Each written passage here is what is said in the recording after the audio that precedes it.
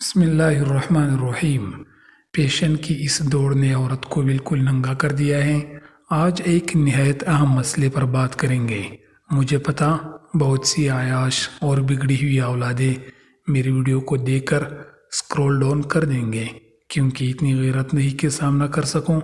ہمارے معاشرے میں اکثر اوقات دیکھ رہی ہوں کہ لڑکیوں نے ایسا لباس اڑنا شروع کر دیا کہ وہ اگر لباس نہ بھی پہنے تو بالکل ایسی نظر آئے جیسے اس لباس میں ہوتی۔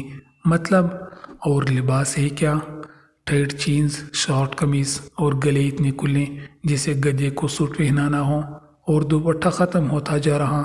اپنی زینت کی چیزیں سب کو دکھائی جا رہی۔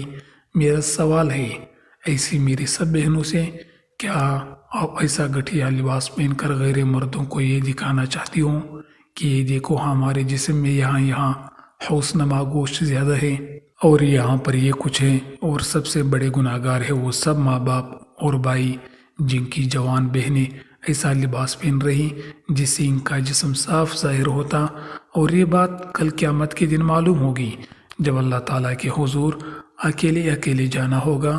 میرے بہنوں، کیا تمہیں ڈر نہیں لگتا؟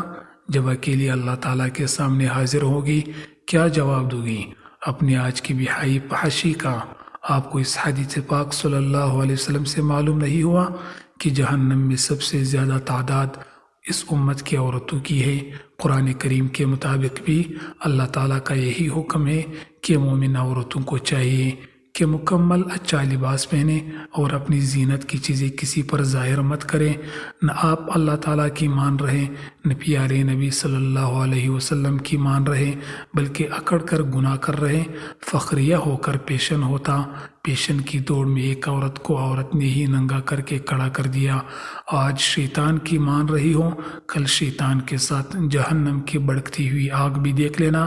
بڑا سخت ترین عذاب ہے ایسی عورتوں کے لیے جو خود بے حیائی فحاشی کو پھیلانے کی دن رات کوشش کرتی ہے اور اس سے اور لوگوں کو گناہگار کرتی ہیں۔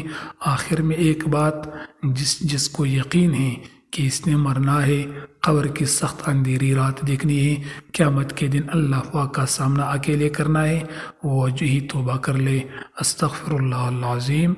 دوستوں، کمنٹ باکس میں ضرور لکھنا کہ آپ کو ویڈیو کیسی لگی، اور یہ بھی کہ کمنٹ باکس میں اللہ اور محمد صلی اللہ علیہ وسلم کے نام لکھیں، اور آپ چینل کو ضرور سبسکرائب کرنا اور اس کو مت بھولنا۔